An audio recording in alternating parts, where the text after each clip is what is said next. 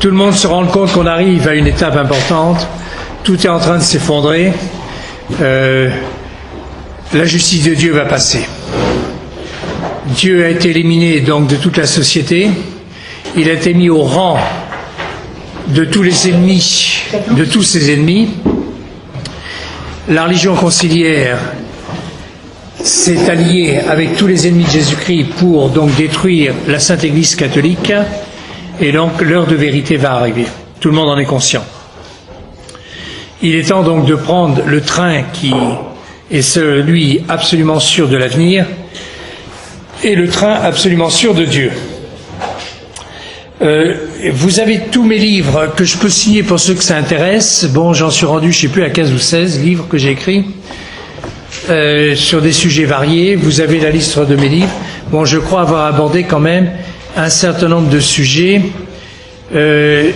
correspondant à notre époque et même si je ne suis pas très difficile, vous savez que j'ai beaucoup d'ennemis et on comprend pourquoi, y compris dans la tradition, y compris dans les prêtres Nunacum, ce qui n'empêche pas de faire mon travail. Et donc, mais par contre, ils n'ont jamais attaqué ce que j'ai écrit. Ils en sont incapables. Bon, je fais réviser par les amis, je rectifierai s'il y avait une erreur, et je crois avoir écrit beaucoup de choses, et sans honte. Bien. J'ai mis aussi des livres d'occasion. C'est le seul moyen que j'ai pour pouvoir faire un peu d'argent, pour acheter les livres dont j'ai besoin. Vous savez tous que j'ai une grosse bibliothèque, 40 000 volumes, qui a servi donc à tout le combat depuis 30 ans, puisque, par exemple, les éditions Saint-Rémy n'existeraient pas sans Louis Hébert. Tout ce qu'ils ont sorti, c'est moi qui les ai fait sortir. Ils n'ont aucun originaux de ceux qui sont sortis, là, et ils ont eu donc la docilité quand je disais il faut sortir ta livre, ils le sortaient. Il s'avère qu'il y a un énorme problème maintenant. L'abbé Laffitte, donc, a réussi à monter Bruno Saglio contre Louis Hébert. Bien. C'est toujours une histoire de clerc. C'est terrible. Laissons faire. Le bon Dieu est tout puissant. Il n'a pas besoin ni de Louis Hébert ni de Saglio. Hein, il remportera toutes les victoires qui sont promises, qui sont assurées. C'est un peu malheureux qu'on était un peu freiné, quoi, dans notre combat et dans ce que nous faisons. Bien. Je suis bien sûr de plus en plus convaincu que c'est l'heure du Christ roi de France et de plus en plus convaincu que c'est l'heure des chevaliers du Christ roi de France. On a lancé ça l'année dernière. Nous avons eu 6 adoubements, des garçons généreux et tout. Et cette année, nous en avons 9. Bon, peut-être un ou deux de plus ici présents qui lisaient le livre que j'ai écrit avec Thierry sur les chevaliers du Christ roi de France. C'est un livre d'une synthèse absolument extraordinaire par rapport à tout le combat. Et je suis très très content de ce livre qui présente bien les problèmes. Bon, voilà, c'est l'heure de Dieu, etc. Alors, je vais vous parler maintenant donc d'un sujet qui s'impose, c'est la différence entre le combat et la vision de Jeanne d'Arc que les catholiques ont et que les autres ont. Voilà le livre sur les chevaliers du Christ roi de France. Bon, c'est un livre qui fait à peu près 175 pages. Je suis très content de ce livre. C'est ce qu'on a fait, c'est un très bon travail. Très très bon travail. Tous ceux qui l'ont lu l'ont trouvé excellent. Bien. C'est l'heure de Dieu. C'est tout. Bien. Comme toute ma vie, j'ai essayé de trouver un clerc pour nous aider à combattre comme nous combattions. Je n'ai pas trouvé. J'en ai essayé plusieurs, je les ai poussés, ils m'ont trahi. Sauf quand même Monseigneur Guérard qui ne m'a jamais trahi et qui m'a appuyé tout le temps dans le combat qu'il a fait, puisqu'il a fait son dernier sermon pour me défendre, hein, et l'abbé Vérité qui aussi m'a complètement appuyé tout le temps. Bien. Bon. Mais au jour d'aujourd'hui, bon, quand j'ai pris pleinement conscience de cette parole de Bernadette, les laïcs sauveront l'Église, je me suis dit, ben, on est des pauvres laïcs, on est des victimes en plus, surtout qu'on n'y est pour rien dans la crise de l'Église. La crise de l'Église, c'est les clercs. Là, j'ai dit, ben, on y va. Alors bon, on a fait le combat antilibéral. J'ai beaucoup travaillé là-dessus. Je suis assez fier de ce travail aussi. Bien, aidé par la Providence, aidé par quelques amis, etc. Et de là, ça aboutit aux Amis du Christ roi de France, à tel point que des quantités de personnes sont gênées que ce soit Louis Hébert Rémy qui soit occupé du Christ roi de France. Parce que vous savez combien j'ai d'ennemis. Et donc, ils sont coincés. Parce qu'il faut seulement, donc, accepter le Christ roi de France, mais même Louis Hébert Rémy. C'est terrible ce qu'on raconte sur mon compte. Je suis effaré. Les gens qui me connaissent comme vous, quoi. Hein. Entre donc ce que je fais, ce que je dis, ce que j'ai écrit et ce qu'on raconte, c'est abominable. Bon, c'est comme ça fait partie du pactage. Hein. Bien. Et puis un jour, bon, maintenant, je crois que ma vie est finie. J'ai eu mes 2 infarctus. J'ai mon diabète qui me tue à tout continuellement, mes médicaments qui me font perdre complètement la mémoire, etc. Et donc il y a une nouvelle génération qui arrive. Ça sera à elle de continuer. Moi j'ai suivi Vaquier et Jean Franckry, ils étaient tous les deux tout seuls. J'étais leur héritier, et j'ai été passionnément leur héritier et leurs écrits. Et puis ce sera à d'autres de prendre la suite. C'est comme ça que ça fonctionne, jusqu'à la gloire donc de la très sainte Vierge Marie qui triomphera. Triompher veut dire remporter une victoire éminente sur tous ses ennemis. Ça va être très beau, ça va être très beau. Elle triomphera pour le Christ roi, pour le règne du Sacré-Cœur. Ça sera très beau. Ceux qui vivront verront de belles choses. Oui. Louis Veuillot a écrit dans la préface des œuvres de Donoso Cortés 6 pages sur le problème du grand monarque. C'est extraordinaire. Bon, on a tous une vénération pour Louis Veuillot, mais là il a particulièrement réfléchi le problème. Et donc devant cette crise énorme, donc qu'est la Révolution, et cette solution grandiose de notre Seigneur Jésus-Christ, il a médité sur le grand monarque. C'est absolument extraordinaire. Bon, le bon Dieu est jaloux de sa gloire, c'est lui qui mettra toutes les choses en place, à nous d'y correspondre. Bien. Et alors il s'avère que le 6 janvier 2012, nous étions quelques amis à Domrémy pour fêter bien sûr le 6e centenaire de la naissance de Jeanne. Nous étions avec le curé Schönbrut, on était une trentaine d'amis. Il y avait Sarkozy qui était là, avec tous ses flics qui entouraient tout le village. Nous avions retenu la salle municipale, et donc on a pu faire notre journée, la Sainte Messe, donc autour de Jeanne d'Arc à Domrémy. Et en sortant, après avoir fait nos dévotions donc dans l'église paroissiale, là où elle a été baptisée, à côté de sa maison, on est allé à la librairie qui est en face. Et là, mon ami Thierry est tombé sur un livre. Il le sort, Dictionnaire, Jeanne d'Arc, Histoire à dictionnaire, dirigé par Philippe Contamine avec la collaboration de Monsieur Bouzy. Thierry regarde le livre, et il me dit, Louis-Hubert, il parle du Père Hérole. Plus personne connaissait le Père Hérole. Bon, c'est moi qui ai fait reconnaître, j'ai fouillé toutes les archives du Père Hérole. Le Père Hérole, c'est celui qui a fait la cause de béatification de Jeanne d'Arc. C'est un jésuite pour qui j'ai une vénération gigantesque. Il sera à mon avis un jour sur les autels.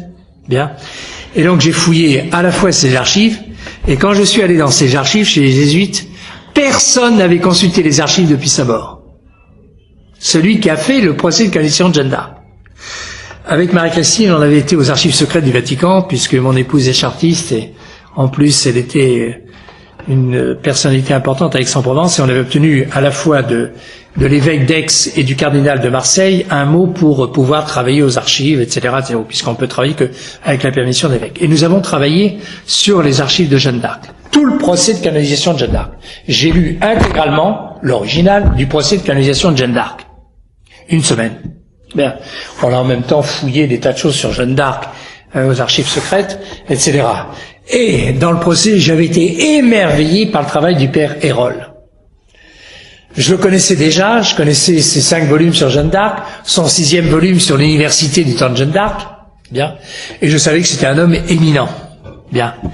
Et dans le procès de canonisation, il écrit quelque chose d'extraordinaire, j'espère qu'un jour tout ça sera édité, bien, et il dit, tout le message de Jeanne va être transformé et déformé.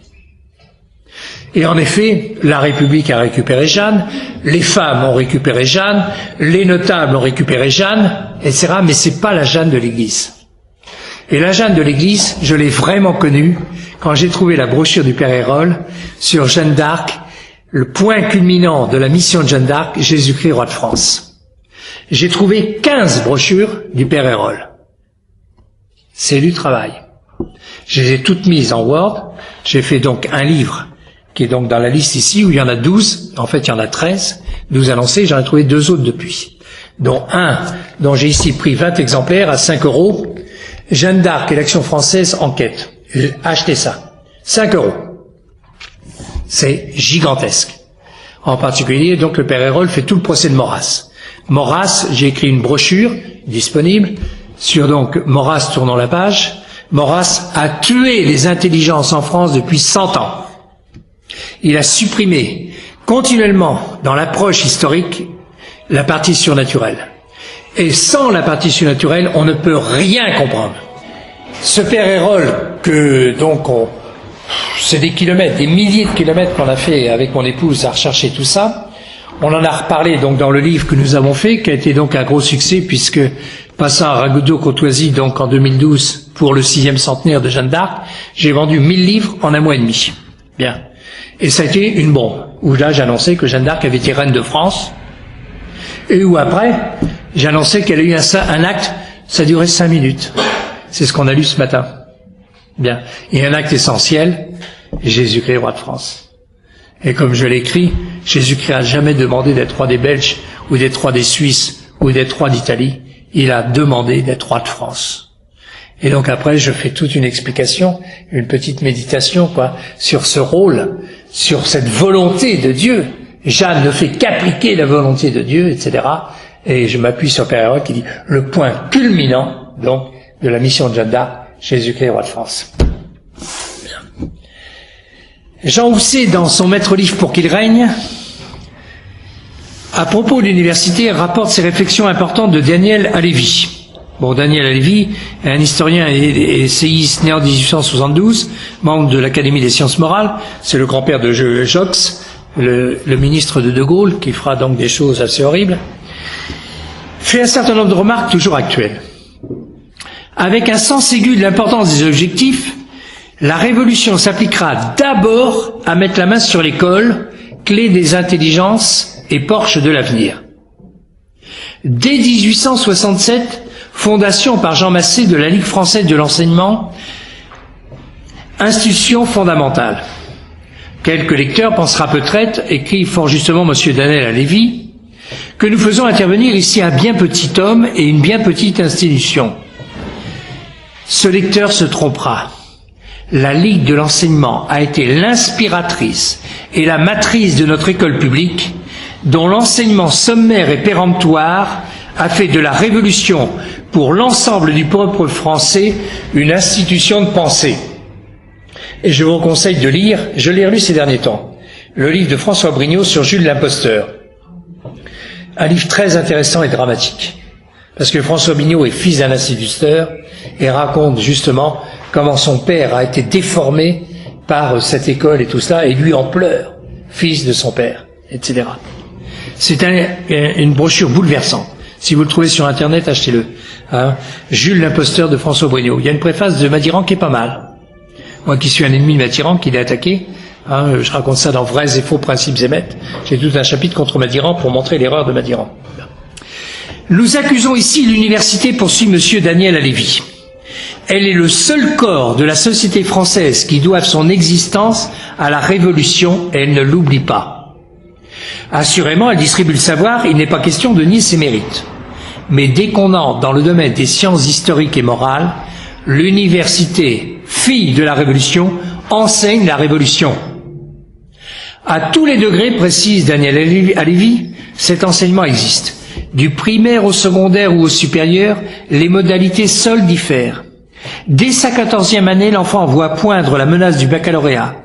Il y pense, les aînés lui en communiquent la crainte, l'habituent à savoir qu'il y a des sujets opportuns et des réponses qui plaisent. Dès lors commence une courbure de l'esprit et du caractère qui ne cessera que pour très peu. Heureux ceux qui sortent de l'engrenage à 25 ans. Après le baccalauréat viennent les licences, l'agrégation, la grande école. Il y faut des années d'application pendant lesquelles le grand livre, le livre redouté pour l'enfant et le jeune homme, ce sera le manuel. Le supérieur a les siens comme le primaire. Au fond, c'est toujours le même conformisme. Et Marion Sigaud, j'ai visité Marion Sigaud chez elle avant qu'elle soit connue, il y a plus de 3 ans. Et donc on a passé avec mon épouse un long moment avec elle, où elle m'a raconté des choses très confidentielles et très intéressantes de son cheminement. Et Marion, donc, qui a vécu une vie gauchiste pendant une époque, a fait donc des études historiques, maîtrise, et donc je sais plus jusqu'à aller chez le doctorat, je sais plus, bon, à l'âge de 40-45 ans. Donc avec la maturité d'une femme qui avait déjà vécu, et ne prenant pas pour argent comptant ce que tous les professeurs lui donnaient. Quand un élève a 20 ans, il ne sait pas quoi mettre en doute dans ce qu'enseigne le professeur. Et donc il gobe tout. Et il gobe tout à vie. Marion, donc, qui maintenant est connue sur tous les sites, qui est intervenue à Saint-Nicolas-de-Chardonnay dernièrement pour parler de Voltaire, bon, a écrit, donc elle n'a pas eu cette déformation. Et donc a gardé cette indépendance d'esprit qui lui permet de comprendre exactement les choses. Et elle rentre bien sûr à fond contre l'esprit des Lumières, contre Voltaire, contre tout ça, etc. Mais vraiment elle fait un travail merveilleux. Bon, j'étais avec elle, on déjeunait ensemble, on dînait ensemble, quand je suis passé chez Emmanuel Ratier au mois de janvier pour parler de Elie Ben Amozeg. Vous avez mon livre ici sur Elie Ben Amozeg. Bon, ce jour-là, comme j'allais parler chez Ratier, ils ont fait quand même tout un attentat pour empêcher de m'entendre. Ils ont fait Charlie Hebdo. Bon, l'histoire donc de l'assassinat de Charlie Hebdo. Ce qui fait que j'ai pas eu le nombre d'auditeurs que j'aurais mérité d'avoir et que j'ai pas pu passer tous les messages. Bon. Et on a passé quand même une très bonne heure avec Ratier, on a dîné ensemble après avec Marion Sigaud. Et bon, c'était très sympathique. Ratier a été très élogieux pour moi, enfin, sur ce que j'ai dit et puis les conversations qu'on a eues, etc. C'est un type très attachant, Ratier. Ça me fait penser un peu donc à Beketch. Beketch, que donc j'ai fait 3-4 émissions avec Beketch, c'est lui qui m'a lancé à Radio Courtoisie, quoi. J'ai fait une dizaine d'émissions. Et Beketch, j'étais avec Philippe, on dînait ensemble, quoi. Et il m'a dit, Rémi, si je vous avais connu, je vous aurais fait parler très régulièrement, etc. Bon, et puis, parce que Ratier m'a fait à peu près le même éloge. Il m'a dit, Rémi, c'est la première fois que je pars discuter avec un catholique d'une façon intelligente. Bon, il m'a peut-être fait ça pour me donner un coup d'encens, mais c'était très sympathique, quoi. Et là, j'ai félicité Marion. Marion fait un très très bon travail. Bien. Bon, c'est toujours le même conformisme dans cette université. Et donc, elle, ayant été formée en dehors, peut se défendre. La révolution est reine, voilà le fait premier. Ensuite, logiquement développé de page en page. Dans tous les pays d'Europe, le roi succède au roi, c'est-à-dire le fils au père. La France, exception unique, est le pays où la révolution succède à la révolution. Juillet 1830 produit février 48, qui produit septembre 70, et ainsi de suite à travers les secousses atténuées de la Troisième République jusqu'à la Révolution 1936. L'enfant soucieux de se tenir en forme d'examen évitera de lire Taine, et bien sûr Monseigneur de Lassus, Monseigneur Gaume, qui ont parlé de la Révolution, dito Monseigneur Gaume sur la Révolution, que personne ne connaît, etc. Disons mieux, l'idée ne lui en viendra même pas. Aulard, Mathiès, voilà des maîtres. Le premier d'entre eux est clairement prévenu que Taine était un auteur condamné. À la Sorbonne, écrit-il, un candidat au diplôme d'études historiques ou au doctorat se disqualifierait s'il a légué Taine comme une autorité dans une question d'histoire. Quand l'étudiant aura obtenu ses diplômes, le temps de lire aura passé. L'exigeant métier sera là, et ce métier sera peut-être une fonction publique. Or, il y faut, à défaut de l'orthodoxie, la prudence. La vraie liberté vient avec la retraite, c'est-à-dire trop tard. C'est pour ça que tous ces hommes sont complètement tenus par système, et on ne peut rien attendre d'eux, et vous allez le voir sur Jeanne d'Arc. Commencez par l'école. L'œuvre de déchristianisation se poursuivra de proche en proche, méthodiquement, dans tout l'ordre institutionnel. La foi en Dieu, dira Buisson, n'est pas une de ces obligations que la société puisse inscrire dans ses lois. Nos lois, nos institutions ne sont pas fondées sur les droits de Dieu, mais bien sur les droits de l'homme. Elles n'agissent et ne parlent plus au nom de Dieu ou par la grâce de Dieu, mais au nom de la nation et avec une autorité purement humaine, la laïcité est le corollaire de la souveraineté populaire. Voilà ce que dit monsieur Daniel Halévy. C'est une phrase et un passage remarquable qui permet de comprendre les deux camps. Donc, on se trouve donc à Don Rémy en 2012, le 6 janvier 2012. Et donc Thierry voit un livre qui vient juste de sortir, il est arrivé 2-3 jours avant. Jeanne d'Arc, Histoire additionnée, dirigée par Philippe Contamine avec la collaboration de monsieur Bouzy. Il tourne les pages. Quelle n'est pas la surprise, il y a une notice sur Père Hérol, que plus personne connaît. L'éminent Père Hérol, le jésuite qui avait dirigé la cause de béatification de Jeanne. Mais très vite nous dûmes déchanter, car à un éloge impossible à éviter, se mêlaient des propos fielleux et carrément désobligeants. Mon ami Thierry me dit, Louis Hébert, on ne peut pas laisser passer cela. Telle fut l'origine du livre La vraie mission de Sainte Jeanne d'Arc, donc que nous avons écrit. Hein. Et la Providence permit que ce livre ne passe pas inaperçu, car Benoît Bancheron sur Radio Courtoisie consacra 1 heure à en parler. Ce fut une découverte pour tous, et 1000 exemplaires furent vendus en 1 mois et demi. Depuis, tout le monde sait que Jeanne fut reine de France. Tout le monde connaît le seul acte de son règne, la triple donation. D'autant plus que Pierre Hillard, dans de multiples occasions, aime à faire connaître cet événement et ce livre. Inutile de dire qu'on est amis tous les deux, on s'est encore téléphoné il y a 2 jours, quoi, comme je vous le disais tout à l'heure, quoi. Bien. Et donc, il nous souhaite à tous une bonne journée, quoi, etc. Il est complètement d'accord avec nous sur tout cela, quoi. Bien. Tout le monde sait cela? Non. Car si Monsieur Contamine en parle pourtant dans une conférence, il parle de la triple condamnation, donc dans une conférence à l'Académie des sciences morales. Hein, depuis, il a tout oublié. Nous allons en parler. De même, Philippe de Villiers, qui m'avait dit avoir apprécié mon livre dans le roman de Jeanne d'Arc, se trompe sur la date de l'événement et bien sûr n'en tire pas les conséquences évidentes. Et il précise avoir rencontré de nombreux spécialistes de Jeanne d'Arc, en particulier en premier Monsieur Contamine. Mais nous, mon épouse et moi-même, mon épouse chartiste et moi-même, qui avons prouvé combien nous étions parmi les meilleurs historiens sur le sujet, on n'a pas eu le plaisir de lui faire connaître tout ce que nous avions appris depuis 30 ans. J'ai en particulier une bibliothèque sur Jeanne d'Arc qui est absolument extraordinaire. Je vais avoir, 200, 300 livres sur Jeanne d'Arc avec des choses remarquables. Bien. Qu'on peut trouver au centre Joannique, on pouvait trouver au centre Joannique et qui est dans des cartons actuellement depuis des années.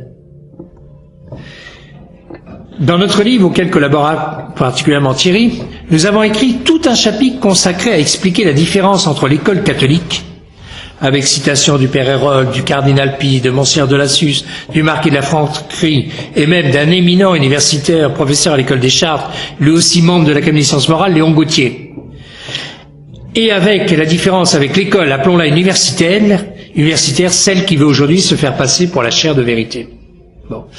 Au Concile Vatican II, il faut savoir qu'il y a eu quelque chose d'abominable, dont on n'a pas pris pleine conscience, c'est que l'Église, qui était la chaire de vérité, a refusé ce rôle de chaire de vérité. À tel point qu'on a bradé, on a détruit des centaines de bibliothèques, des choses qui n'ont été faites ni par la Révolution, ni par les protestants quand ils ont combattu l'Église catholique. On l'a détruit, c'est là où j'ai fait ma bibliothèque, j'ai 40 000 volumes, la plus grande partie donc a été prise, j'ai pris ça dans les bibliothèques qui étaient détruites, hein, etc. Sans ça, j'aurais jamais pu faire, quoi. Bien, bon. Et donc là, ils ont fait un travail de démolition absolument abominable. Bon.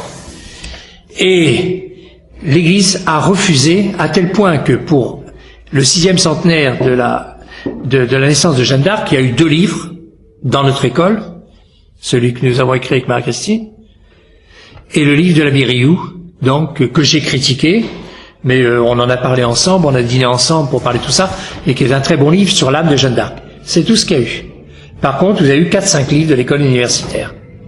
Et là, on commence à regarder de très près. Pourquoi reprendre aujourd'hui ce débat? Il y a 3 mois, bon, même au mois d'avril, c'est 2 mois et demi, s'est ouvert à Rouen, à l'initiative de Monsieur Laurent Fabius, président du Conseil général, l'historial Jeanne d'Arc, donc, un énorme, avec pour conseiller Monsieur Contamine et Monsieur Bouzy.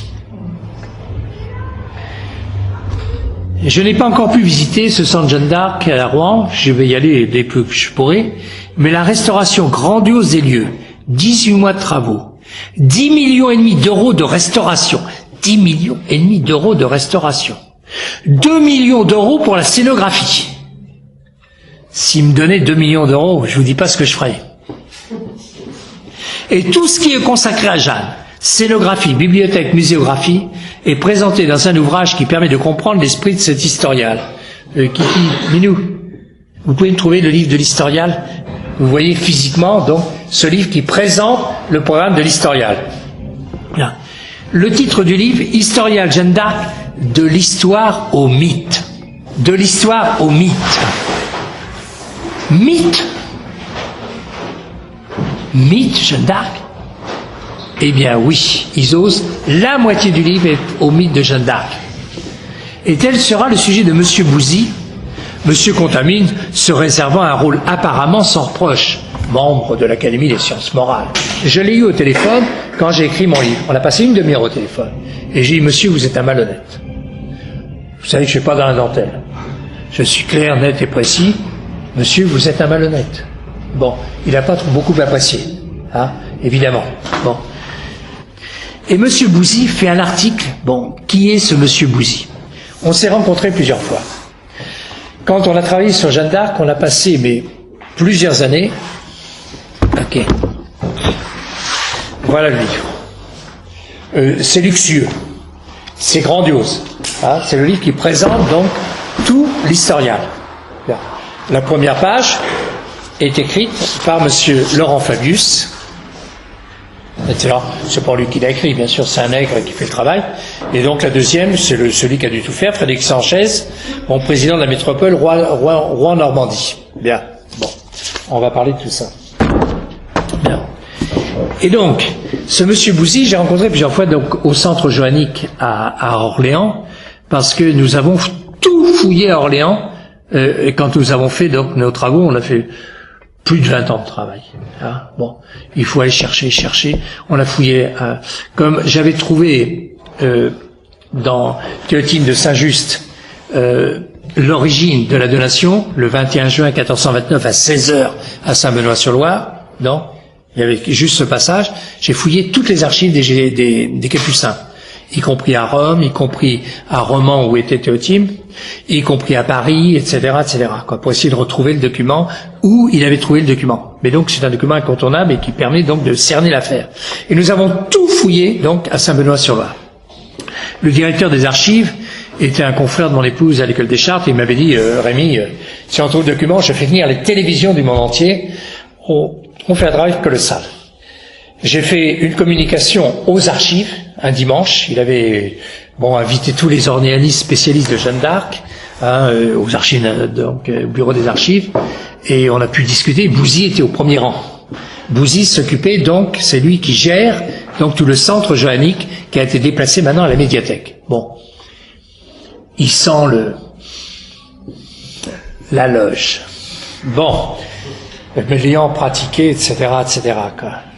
Ce type s'est complètement déconsidéré dans une émission faite par Stéphane Bern. Mon épouse apparaît d'ailleurs une minute, un peu une seconde ou quelques secondes, suite à un passage de Stéphane Bern raconte donc dans la vie de Jeanne d'Arc. Et Bouzy intervient pour parler donc de la vérification de la virginité de Jeanne d'Arc. Et il y appartient d'une façon tellement vulgaire, tellement grotesque que ce type-là, ce jour-là, c'est complètement dévoilé. C'est un voyou. Bien, bon, etc. Et c'est ce type, donc, qui, avec Monsieur Contamine, fait ça. C'est la référence universitaire obligée. Bien. Il y en a marre de ces gens. Parce que ces gens-là mutilent complètement Jeanne d'Arc. Je vais vous le prouver. Bien. L'article de Monsieur Bouzy est scandaleux.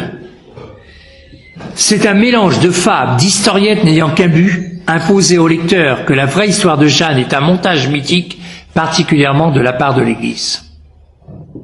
Comment parler de mythe avec le personnage de Jeanne, un des personnages les plus historiques, les plus étudiés, les plus connus? C'est comme avec le Saint-Suaire.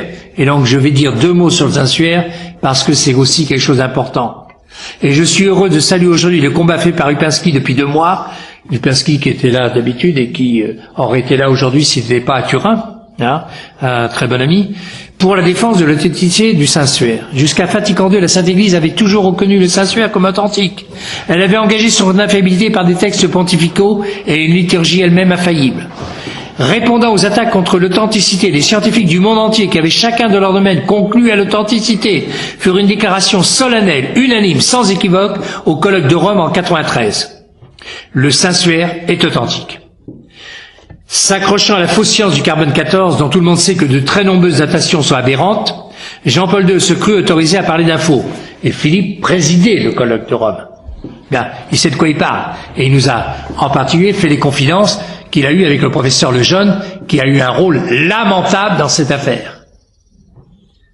Un jour, ça sortira, tout ça. Jean-Paul II se crut autorisé à parler d'infos. Mais s'il y a faux, il y a un faussaire. Et alors, quel génial faussaire, capable de dominer une dizaine de sciences découvertes des siècles après. Cette obligation du faussaire rend grotesque et ridicule la possibilité du faux.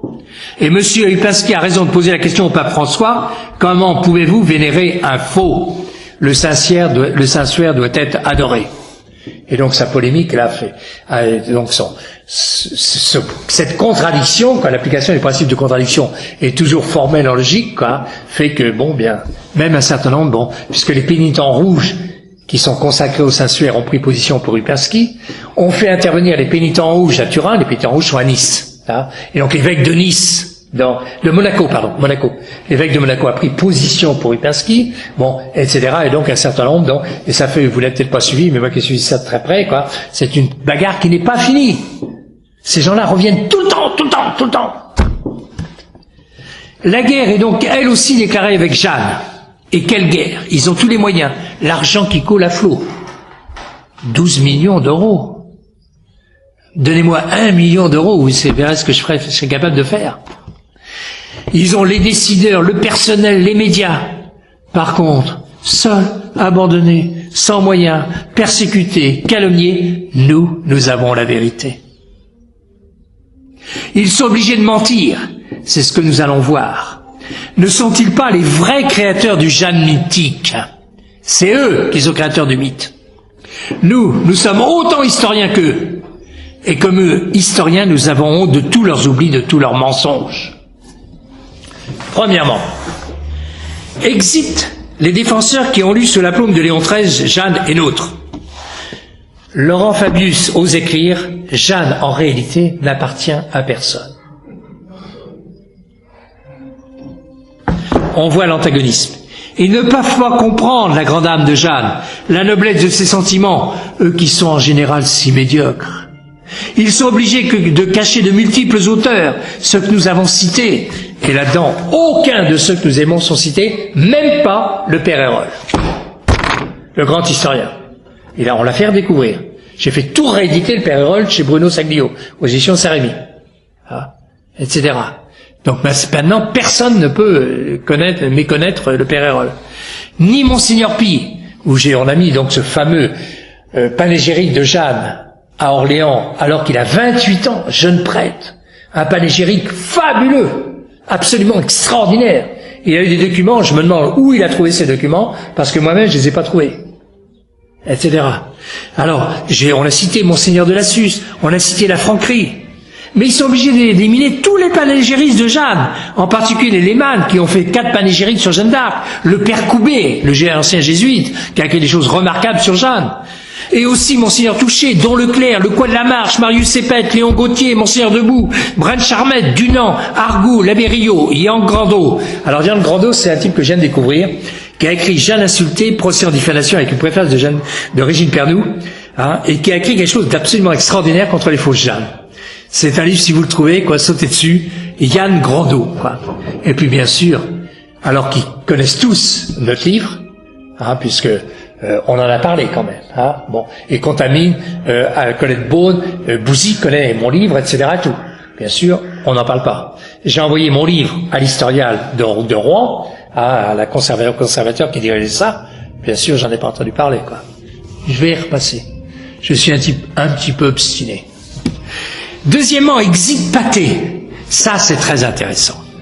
Il ne parle jamais de Pathé.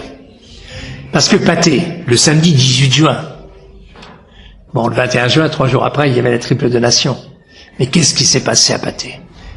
2000 Anglais morts sur le terrain contre 2-3 Français morts sur le terrain. Donc un énorme miracle. Ils ont tous vu les légions qui étaient avec eux, les Anglais perdants, mais tout fou, ils viennent de cingler, et ils le disent. Ils se battaient entre eux, complètement perdus. Et c'est de là qu'est l'origine prendre la Pathé. C'est suite à la bataille de Pathé. Bien. Et donc la Pathé, c'est un énorme miracle, plus important qu'Orléans. Ils n'en parlent jamais. Jamais. Parce que là, on est obligé d'intégrer le miracle. C'est impossible. La guerre à cette époque, c'est un homme contre un homme. Alors, bon, c'est un miracle qui venge Azincourt. J'ai pas le temps de parler d'Azincourt, il y a des tas de choses un miracle vu par les Anglais qui virent les légions d'anges. Le lendemain, il y a eu des grandes fêtes à Rouen, plus importantes que la libération de Rouen.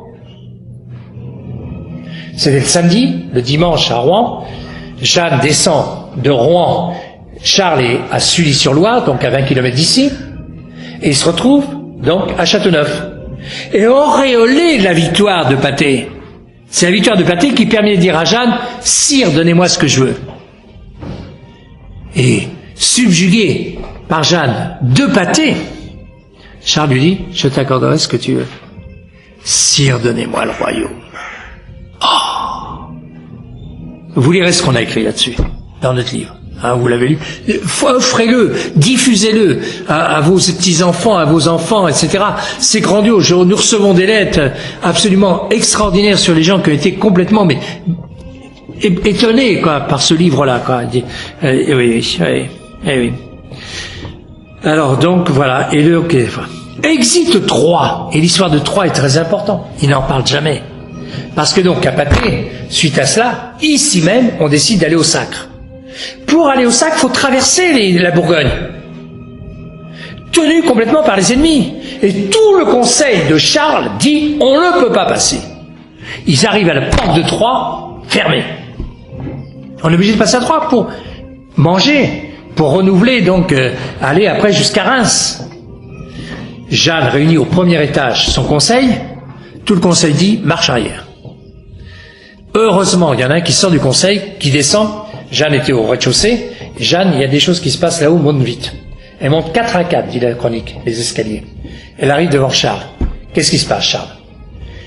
Elle a 18 ans, devant des poilus velus, tous ses conseillers, etc. Mais elle a été formée par Saint-Michel. Comme je dis toujours, Saint-Michel n'a pas formé une lieutenant, ni une capitaine, ni un commandant. Saint-Michel a formé une généralissime en chef des armées, qui va commander à tous ces types-là, sans discussion. Bon, voilà le rôle de Saint-Michel, c'est pas des voix. Comment vas-tu? T'as bien dormi cette nuit? Non. On en fait une généralissime en chef, indiscuté. Jeanne dit à Charles, mais qu'est-ce qui se passe? Tu m'as promis à Châteauneuf. Dieu te demande 3 jours, et je te fais plier 3. Le soir même, on raconte pas tout ça.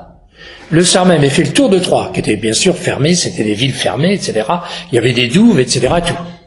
Elle fait une déclaration aux gens de Troie, si demain matin j'ai pas les clés, je mets le feu à la ville de Troie. Elle met des fagots dans tout, partout. Puis tout le peuple de Troie applaudissant Jeanne. Il y avait les notables qui étaient donc, c'était le traité de Troie, c'est là où s'est passée la plus grande trahison, etc. Et tous les types qui étaient là, on va pas, tout. Alors, toute la nuit, elle fait un ramdam terrible, hein, commençant avec le feu, le lendemain matin, à 8 heures, ils apportaient les clés. Voilà Jeanne. Voilà ce qu'est le ciel. Tout ça, c'est que du ciel. Hein. 8 jours avant, le pauvre Charles, il est rien. Il a même pas de quoi payer son tailleur. D'accord? Eh bien, on parle pas de ça. On parle même pas du Sacre. Ce qui s'est passé du Sacre. Parce que qu'est-ce qui s'est passé le jour du Sacre? C'est qu'il y a eu un lendemain. Et le lendemain, Jeanne a guéri les écrouelles. Et la France entière savait qu'il était le loin de Dieu, qu'il était l'élu de Dieu, et qu'il était le fils de son père. Et le lendemain, je l'ai lu, toutes les femmes de France envoient leurs bijoux pour refaire le trésor royal, parce que Charles n'a personne.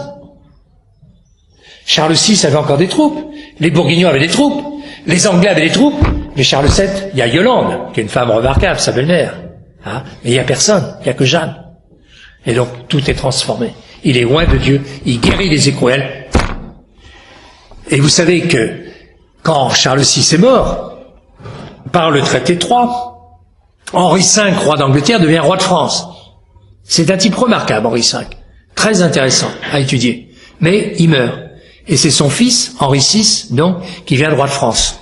Il se fait sacrer à Notre-Dame de Paris. Mais le lendemain, il guérit pas des écrouelles. Le problème des écrouelles est essentiel. Les gens n'ont pas compris ça. Les historiens ne comprennent pas tout ça. Il leur manque tout le sens surnaturel des choses. Bien. Existe même le rôle primordial de Yolande d'Anjou. Bon, je fais toute une conférence sur Yolande parce que je suis passionné par la belle-mère de Jeanne, par la belle-mère de Charles. C'est une femme extraordinaire. Vous savez, ces Espagnols, et j'apprends ça par mon ami Marco, hein, qui est un Espagnol, quoi. Français-espagnol, et donc qui m'a fait découvrir, on a visité ensemble l'Escurial l'autre jour à Madrid, il a fait 3 heures de conférence. C'est quelque chose l'Espagne. Et donc, en particulier, on fêtait il y a quelques jours, le roi Ferdinand III, donc d'Espagne, qui est donc le cousin germain de Saint-Louis par les mères. Les deux mères sont de grandes saintes. Elles ne sont pas sur les autels, mais c'est de grandes saintes. Les deux rois sont sur les autels. Et donc, cette famille, donc, d'Espagne, est quelque chose de grandiose. Ça sera un jour certainement un objet de conférence parce que c'est vraiment très important. Bon. Yolande d'Anjou est un excellent biographe, Monsieur Gérard de Senneville, et le type, il n'a pas compris. Il reconnaît que Yolande a dirigé complètement Charles et son conseil. Bon. C'est une femme de jugement. Elle sait sélectionner les hommes. Elle fait entourer Charles, donc, d'hommes de très grande valeur. Charles est un homme assez médiocre. On l'appellera quand même le bien servi. Il va remettre une France en ordre d'une façon étonnante. Bien. Mais, parce qu'il y avait des conseillers Et la première chose que Yolande impose à ce conseil, c'est la paix entre tous les ennemis en France. Elle demande à Charles le pardon. Et Charles accorde le pardon. Mais, Monsieur de Senneville ne sait pas que c'est ce que Jeanne avait dit le 7 mars à Chinon, qu'il pardonne à tous ses ennemis. Et Yolande, qui est absolument une dévote de Jeanne, et donc c'est elle qui vérifiera donc la virginité de Jeanne donc au procès de Poitiers, Yolande d'Anjou donc est complètement en même temps amie intime de Sainte Colette. Toutes ces trois femmes sont toujours ensemble, Sainte Colette, Jeanne et Yolande d'Anjou, Et donc Yolande passe à son fils ce message important qui permet de faire fonctionner la France en oubliant toutes les haines passées de la guerre de 100 ans, donc par une paix extraordinaire, en pardonnant à tous les ennemis. Parce que même chez les ennemis, il y a des hommes de qualité. Et donc, on peut servir pour le royaume. Et Charles arrivera donc à tout gérer. Bien. Mais on parle jamais de Yolande d'Anjou. Exit le coin de la Marche. Il n'en parle pas.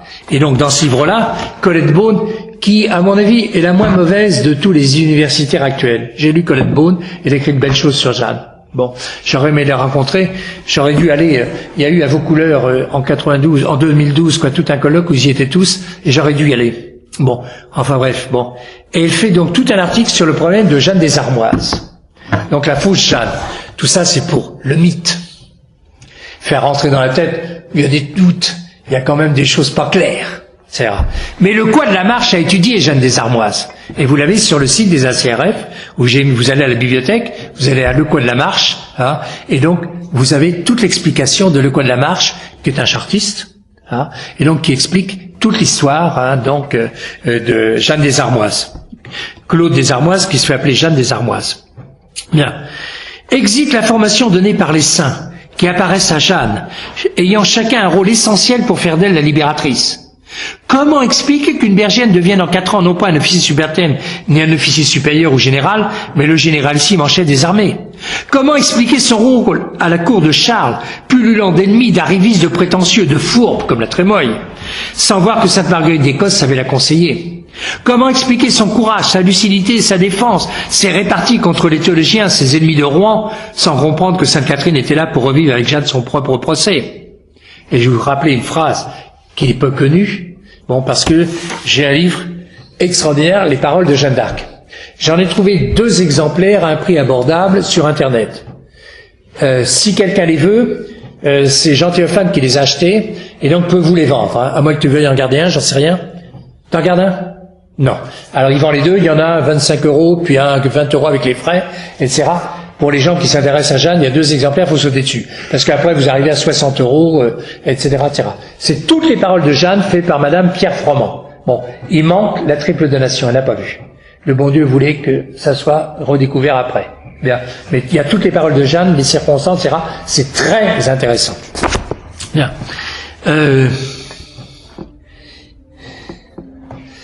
Alors, exit ses miracles, le surnaturel qui l'entoure à tout moment. Exit sa vie ascétique, sa vie de prière, ses pénitences, mais aussi sa joie surnaturelle, son élan, sa charité profondément chrétienne. Exit sa générosité, son désintéressement, sa pauvreté. Exit sa vaillance, son courage, sa prudence. Tout ça, il n'en parle jamais. Exit sa pureté, sa virginité, son amour de Jésus et de Marie qui brille surtout. Sa virginité dont elle fait un drapeau, la pucelle. La première fois qu'elle écrit à Charles, Jeanne la pucelle. C'est pas pour rien. Il n'y a qu'une pucelle qui peut sauver la France. Il n'y a qu'une personne en état de grâce qui peut sauver la France. conféré à Marine, à Marine. Il n'y a rien à attendre de ça. Exit la sainteté de Jeanne, ses vertus, son héroïsme, ses procès de béatification et de canonisation, il n'en parle pas. On essaiera de faire oublier qu'elle est avant tout une chrétienne, un exemple de chrétienne, une sainte. Exit surtout de nombreuses citations de Jeanne d'Arc. Donc je me réfère au livre de Madame Pierre Froment. Beaucoup sont oubliés, mais certaines ne sont jamais citées par l'école universitaire. Elles les gênent trop. Tenu par le temps, j'en ai fait un choix très personnel. Certaines ne méritent que la citation de ce commentaire, d'autres nécessitent des leçons à tirer, surtout à notre époque. J'en ai sélectionné 12 et une 13e qui est toute Jeanne. Bon, j'aurais pu en sélectionner d'autres, etc. Sur toute chose, ma voix m'enseignait à me bien conduire, à fréquenter l'Église. C'est avant tout une chrétienne. Voilà. Et donc, se bien conduire, fréquenter l'Église, c'est obéir. Obéir à Dieu, à la volonté de Dieu. Un chrétien, c'est un homme qui se soumet à la volonté de Dieu et qui l'étudie. Quelle est la volonté de Dieu sur telle et telle chose? C'est ce qui m'a amené à étudier Jeanne. Comment fonctionne Jeanne par rapport à Dieu? Et là, on comprend, sans ça, on comprend rien. Deuxième phrase. Le roi du ciel l'ordonne et le veut. Ne cherche pas le comment, car la volonté de Dieu qui s'accomplit dans le ciel s'accomplira sur la terre. Phrase qu'elle dit un jour. Le roi du ciel l'ordonne et le veut. Troisièmement, quand il vint à moi, Saint Michel me dit que Sainte Catherine et Sainte Marguerite viendraient aussi. Saint Michel est venu, seul, après avec des tas d'anges, continuellement, pour présenter donc la cour céleste. C'est le roi des anges. C'est pas simplement le chef des anges. Et donc tous les anges sont là pour montrer la qualité du personnage, l'autorité du personnage. Et il lui annonce que Sainte Catherine et Sainte Marguerite viendraient aussi. Et que j'agisse par leurs conseils. C'est les conseils qui lui apprennent à fonctionner. Qu'elles étaient ordonnées pour me conduire et me conseiller sur ce que j'aurais à faire. Que je crusse ce qu'elles me diraient, que c'était par le commandement de Dieu. Tout peut fonctionner. Et c'est que ça vient de Dieu par les saintes. Et donc elle doit leur obéir. Et qu'elle a demandé conseil. Et une seule fois, elle n'obéira pas. C'est quand elle sautera donc de la tour de Beauvoir, où ses saintes lui disent, etc., de ne pas sauter. Elle saute, elle désobéit, elle le paye cher. Elle se rattrape, elle est sauvée, elle aurait pu se tuer, etc. Et donc à ce moment-là, les saintes la reprennent. Elle s'en confesse. Messire, je viens de la part de Monseigneur afin que vous mendiez au dauphin de bien se tenir, parce que Monseigneur lui donnera secours après la mi-carême. Le royaume ne regarde pas le dauphin, mais il regarde Monseigneur. Bon, la Franklin fait tout un exposé sur ce passage-là, quoi. Le royaume ne regarde pas le dauphin, mais il regarde Monseigneur. Cependant, Monseigneur veut que le dauphin devienne roi et qu'il tienne ce roi en commande. Il sera roi malgré ses ennemis. Et ça vous rappelle ce que donc Dieu dit à Sainte Marguerite Marie. Je régnerai malgré mes ennemis. Le Père Hérolf fait tout un passage extraordinaire en comparaison la vie de Jeanne avec la vie de notre Seigneur, avec donc le martyr, et donc absolument extraordinaire de toute beauté, vous avez ça dans les livres, etc. Et là aussi, il sera roi malgré ses ennemis. Ce qui veut dire que le message à Sainte Marguerite, je régnerai malgré mes ennemis, c'est quelque chose de sûr. On a un exemple avec Jeanne. Et moi, je le conduirai au sacre. Et donc, le Baudricourt lui dit, mais qui est ton Seigneur? C'est le roi du ciel. C'est clair, c'est net, c'est simple. Tout ce qui est de Dieu est simple. Dans notre Père, vous avez tout. Tout ce qui est de l'ennemi est compliqué. C'est des centaines de phrases, c'est des milliers de phrases, etc. 5e phrase. Nul au monde, ni roi, ni duc, ni fille de roi d'Écosse, ne peut recouvrer le royaume de France. Il n'y a de secours que de moi.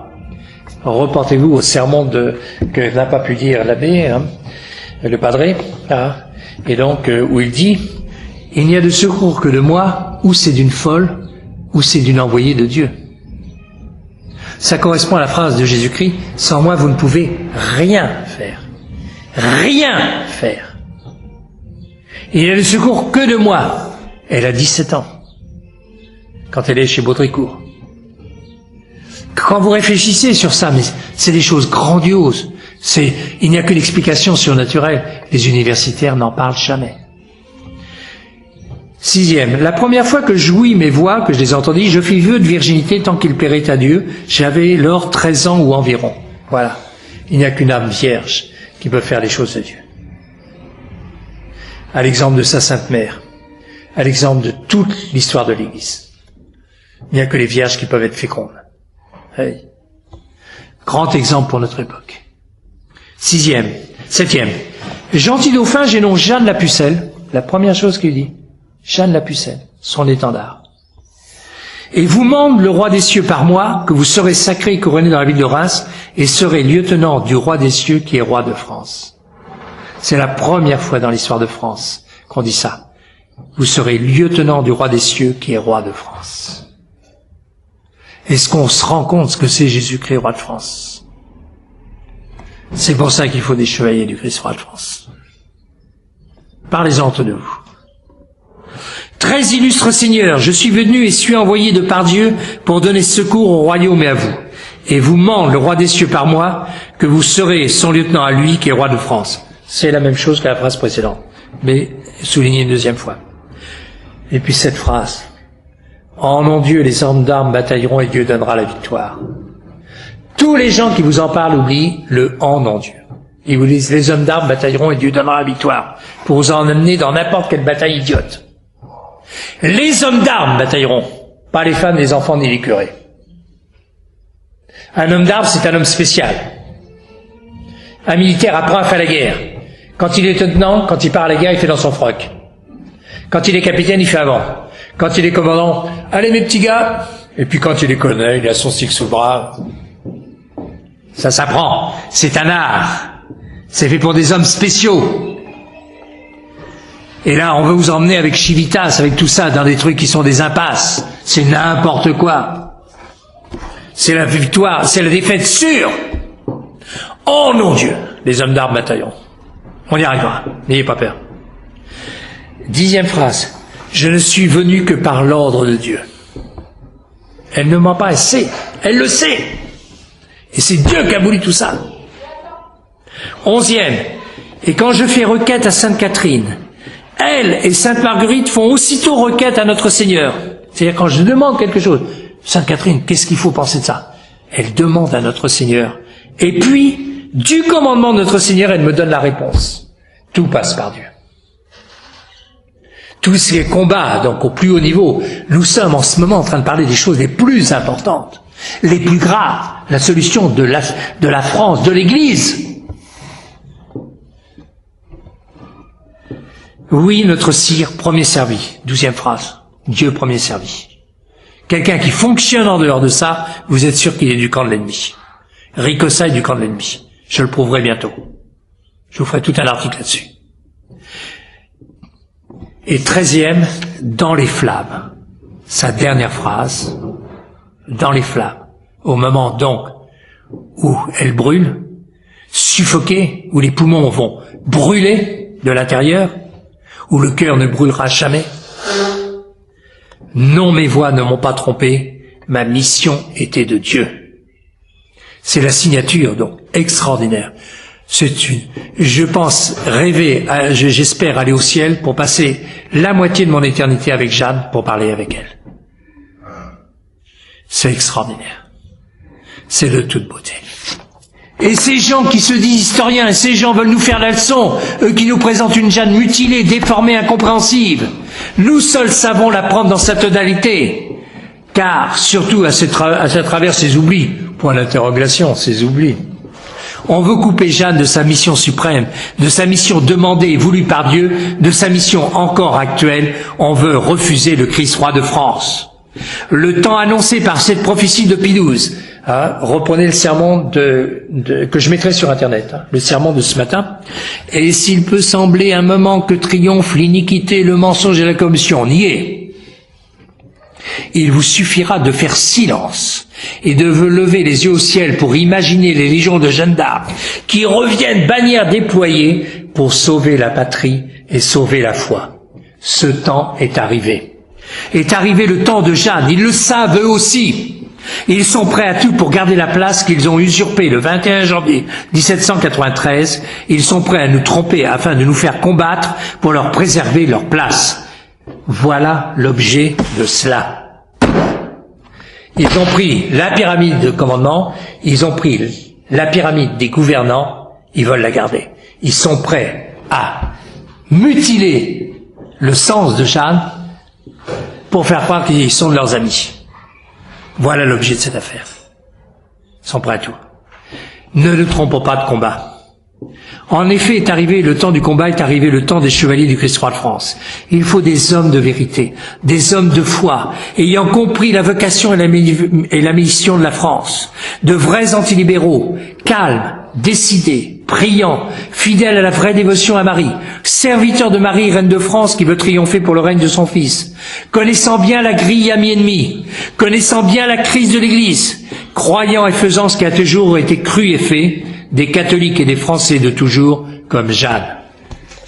Voilà le programme des chevaliers du Christ roi de France. Offrez-le à des gens qui peuvent se consacrer, donc, à dire, je vais combattre pour le Christ roi de France. Il y en a marre des Nondorf, des Louis XX, des descendants de Louis XVII, de tout cela. Une seule chose, le Christ roi de France, qui choisit le lieutenant?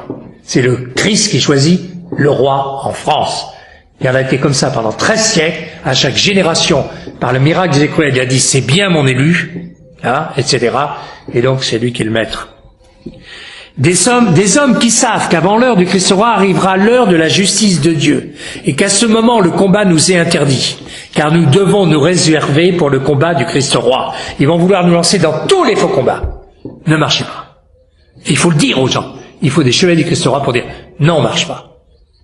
Ils nous ont envoyé à la guerre de 14, 2 millions de morts, 50% des hommes de moins de 30 ans.